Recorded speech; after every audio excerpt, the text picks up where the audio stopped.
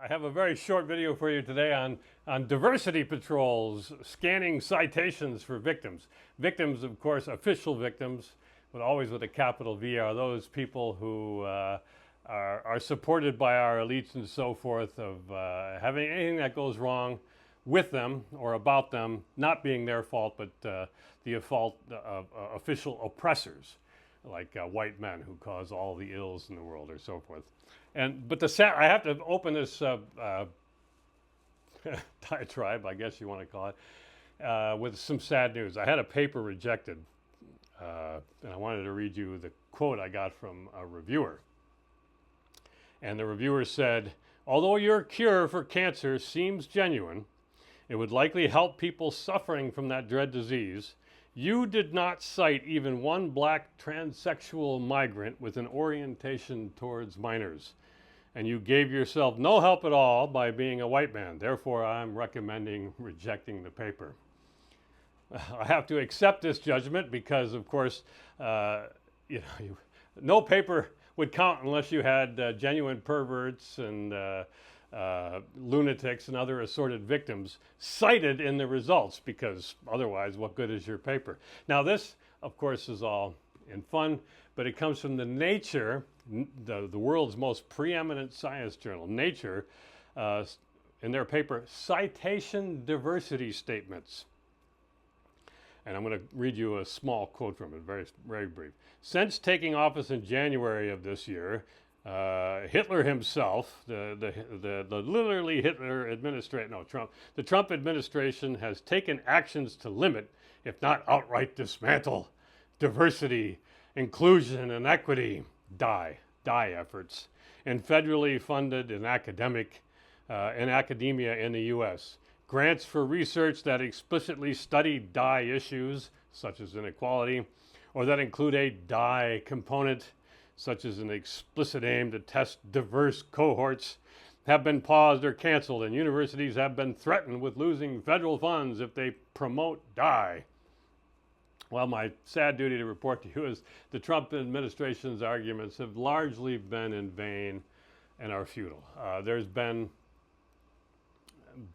a few grants that have been rejected because they had DIE language in it and so forth, but they were resubmitted for the most part, and they got their monies, and they had big squealing from the shrieking class when they threatened to take away just plain money from universities, and that didn't end well, and they ended up getting their money back anyway.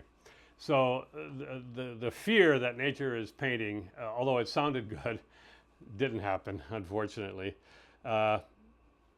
They go on to say, citations can influence a researcher's career through speaking invitations, grants, awards, and promotions, and so on and so forth. So they're very keen on getting diversity, DIE. They want citations to DIE. Diversity, inclusion, equity. They want citation counts to DIE. And they want, for instance, they want women to be at least a 2-to-1 majority in every field and every citation count, or whatever victims that they have in mind. They have to be at least a majority of these things, which they define as equity. Now, the funny thing about this was the editorial was based on a peer-reviewed paper, which is "The Extent and Drivers of Gender Imbalance in Neuroscience Reference Lists" by, among others, someone named Jordan Dworkin. And I don't know if he was related to the she-beast Andrea Dworkin, but I can't really imagine that woman having reproduced. It's probably a coincidence. Anyway, that paper was in Nature 2, Neuroscience, and it was reporting on the alarming rise of women-authored and led papers in gray matter journals, anything to do with the brain. And they said across these 5 journals, the overall proportion of articles that had women at first or last author increased from 36 to 50% by 2018. That was 7 years ago. It could be up to 100% by now, for all I know. But of course, if there's even one man at the top or the bottom of the author list, or there's not enough victims in the citation, why, we have not yet died sufficiently. And they have all kind of Here's the funny thing about it. They wanted to prove that there were more men, white men, who were getting their papers cited, or who were first or last author. Well, I don't know why they've come up with.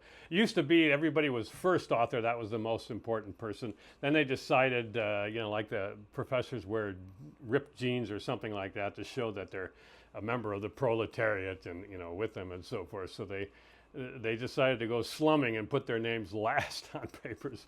Just these asinine the fads that run through academia. So they look for first name or last name of authors. And they can't stand that there's more men in certain fields, especially these so-called STEM fields and so forth. So what they did, and now you got to look at this. You got to go to wmbriggs.substack.com. You got to look at the paper. I'll include the link in there. I don't know. They have a picture. They have a picture. It looks like one of these plastic salad bowls, you get from a takeout, restaurant or something like this. The ladies all go to lunch. They get themselves one of these big salads kind of thing in a big clear plastic bowl. Well, they put a bunch of cardboard slips. It's just what it looks like. Colored cardboard slips with the names of researchers on them, and whether they were either authors or being cited in a paper. And then they had draws from these things. Now, I think they must have done it all on a computer, but the picture gives the idea that they were sitting around coloring all these things. I couldn't help but wondering if they're putting, gold stars and glitter on some of these things for their favorite female authors and so forth, and they're reaching in and pretending not to be able to see, oh, here's so-and-so. Well, this thing that they did proved to them somehow that use this statistical method that they've come up with, the salad bowl drawings, proved to them that there were more men than women authoring papers or being cited, which you wonder why they had it. They must have gone goofy trying to count all these things. Anyway, they were very incensed to discover that, yes, indeed, there were more men than women and other types of victims. And they wrote all about this, and it became a very big science paper. And now we have Nature itself calling on citation diversity. So, and I have heard that there are journals out there that are rejecting, or really are rejecting, not like the comedic way that I did it, but they really are rejecting papers or recommending to authors strongly to include more diverse voices in their citations and so forth. So science, whatever dies, DIE, diversity, inclusion, equity, whatever dies, slits your throat, because in the mad rush towards these quotas, you can no longer have quality, and you can no longer have merit. It cannot exist side by side with diet. It's an impossibility.